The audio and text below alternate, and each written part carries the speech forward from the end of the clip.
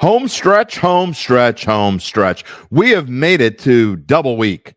We are doing 2 previews a day, Tuesday through Friday, and we're starting off birthday edition. Little did I know when I started these previews, I wasn't even thinking about it, that I was going to spend my birthday with the Chicago Bears and the Detroit Lions. First, the Chicago Bears and the NFC North. This is bet.noah.com, powered by the Dattitude Podcast. I am Jim Derry. And this is team preview number 21 of 32. And the Bears, well, you talk about the Bears, it's pretty simple. I mean, you see Matt Eberflus's name on there. You can talk about Tremaine Edmonds. You can talk about David Montgomery leaving. You can talk about DJ Moore. Look at the screen.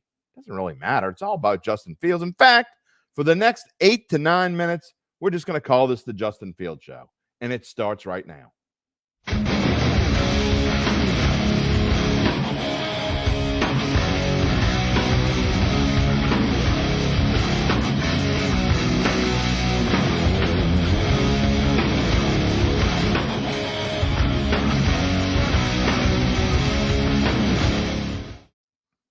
Well, when you talk about the Chicago Bears, you talk about Justin Fields, hence why this is the Justin Fields Show. You know, he did things last year that hardly anyone else has ever done or could possibly do. I mean, sure, he kind of runs like Lamar Jackson. He's got this strong, potent arm. We're not quite sure where the ball is going. Can he fix that? And can he be this just incredible, dynamic quarterback? Just like kind of the Superman. He can wear the cape because he can be kind of, I don't know, Cam Newton-ish, except way better. Does that make any sense? I mean, I don't know. Anyway, Justin Fields, I have dogged Ohio State quarterbacks throughout my entire career with good reason. Justin Fields has a chance to make me look foolish. He's definitely not there yet. He is unpolished. He has a long way to go, but he certainly has the capabilities and the potential to be one of the best quarterbacks that we've seen in quite a while. He could be Patrick Mahomes with power. A lot of things he could be.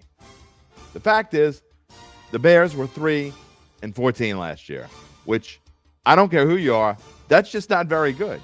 So when you want to compare a team, again, what's the next team that we're doing today? The Detroit Lions. They could be like the Detroit Lions. Detroit Lions won 3 games in 2021, won 9 games last year, and just missed the playoffs. That's only because they started so poorly. Could these Bears kind of follow in those same footsteps? Well, I'm not ready to give away my predictions yet. We have way too much for me to talk about first. First off, we kind of have to figure out whether this Bears team is a team that is going to be more like the one that started off the season. They started off 2-1. They beat the San Francisco 49ers 19-10 in the muck and the mire of Soldier Field. Won a nail-biter against Houston a couple weeks later. Started off 2-1. And then that's where the wheels fell off. But when I say we have to figure out who this team is, were they a team that just kind of was snake bit and lost a bunch of close games? Or did they just kind of tank and ended up getting the number 1 pick that they traded away to the Carolina Panthers? And in return, they did get receiver DJ Moore, who is going to play a huge role in this team. Again, we talk about Justin Fields and whether he can get better. One of the problems that he had is he just didn't have enough receiving help. I mean, that doesn't necessarily explain the 56% completion percentage, but it does say that he needs help. And DJ Moore is certainly going to give him that. And that could open up the way for Darnell Mooney to be a more important receiver. Out of Tulane, by the way, New Orleans. There's a Chicago-New Orleans connection. Could that make the Bears better? It didn't last year. But what did the Bears do when they went out in the draft? After they traded that number 1 pick, they were able to get a bunch in return besides DJ Moore. Who can deny that it was a great deal for them? Because we talked about Darnell Mooney. Well, they got another Darnell in the draft. With their first pick, the 10th overall, they got Darnell Wright from Tennessee, a tackle that they so desperately need. They're going to help their offensive line. And, they're going to help the defensive line as well. So with all the deals the team made, that's great. You got a lot of picks you needed. You got some talent. You got DJ Moore, which we talked about. But how could you let David Montgomery go? When have you ever seen a team finish 11 games below 500 with the number 1 ranked rushing offense in the NFL? I haven't done research on it, But in this new day and age, it just goes to show you that things can happen. When you have the 32nd ranked passing defense, the worst passing defense, and the best rushing offense, it comes out to a total of 28. On the flip side, on the defensive side of the ball, we're going to get to the defense in a minute, but you had the best rushing offense. You had the second to worst rushing defense. You let David Montgomery go. It can be almost impossible to stay up there in the top, even 5. As good as Justin Fields can run the ball, and great, you got Khalil Herbert. Great, you got Dante Foreman as a backup, but he's not going to be a backup. He's going to have to play as the second running back, as a complement to Herbert. He's not going to be a backup. He's going to have to play a whole bunch. He's going to need 12, 14, 16 carries a game, and he's already a little bit banged up.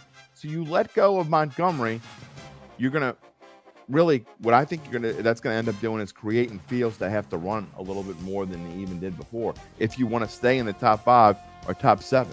But what have they done in their defense? You see the numbers on the screen there. 17th against the pass, 31st against the run. Not going to cut it. 29th overall defense. Well, what did they do? They went out in free agency. They certainly did a good job there. Linebacker Tremaine Edmonds signed him to a 4-year, $72 million deal. Also got defensive end DeMarcus Walker from Tennessee. He signed a 3-year, $21 million deal. And then also linebacker TJ Edwards from the NFC champion Philadelphia Eagles, 3 years, $19.5 million. So the Bears are trying. The problem is they kind of dismantled a defense that was already pretty good before Eberflus got there. So some people say, it was all right. Some people say it was pretty good. Well, yeah, you know what? That's the same team that stopped San Francisco. Let's get to the schedule, because the schedule is going to tell us a whole lot. And here, to me, when you look at this schedule, it's one of the most, you take that 25th toughest schedule rank, and to me, that is the most deceiving number that we have seen to date. Why, you ask? Because, first of all, there are teams on this list that I think are going to be better than a lot of people think they're going to be. So I guess when I'm looking at it, it's from an opinion, subjective point of view, which is how we do these things in the first place. I think Green Bay is going to be a whole lot better than anyone thinks we're going to be. We're going to get to them tomorrow. Tampa Bay, not necessarily. But Kansas City and Denver. So you're looking at a potential 1-3 start. Are they going to win, even if they win 3 out of their first 6 games, which I think that's pie in the sky, shooting for the moon kind of hopes. 3-3. Let's say, okay, they can go 3-3. I don't see it. You got Vegas, you got the Chargers, you got New Orleans. Chargers in New Orleans on the road. That is really tough. 4 out of 5 games on the road. Chargers, New Orleans, at Detroit, at Minnesota. All 4 of those teams are playoff-capable kind of teams. 2 of the 4 made the playoffs last year. You got Carolina sandwiched in on a Thursday night. You know what they're going to be talking about in that game, that trade that was made. And then after the late bye week, Detroit at Cleveland before 3 winnable games. It is not easy. I don't care what anyone says. That 25th rank is deceiving. It's deceiving in a big way. So drum roll, please. Yeah, I'm just not buying it. I'm just not buying that they're going to be better. 6-11. Under 7.5 wins. A lot of times I put bets on here. They're my best bet because I really don't have a bet. Well, this is an actual bet. 7.5 wins. I got them going 6-11, and I'd kind of be surprised if they went over that. To me, that's almost an optimistic number.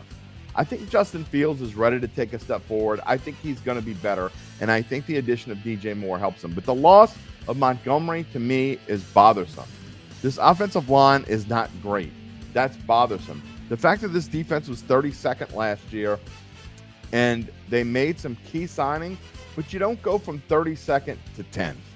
Okay, and that, to me, the Bears to be in contention to make the playoffs and be better than 7.5 wins, to me, their defense had to get significantly better.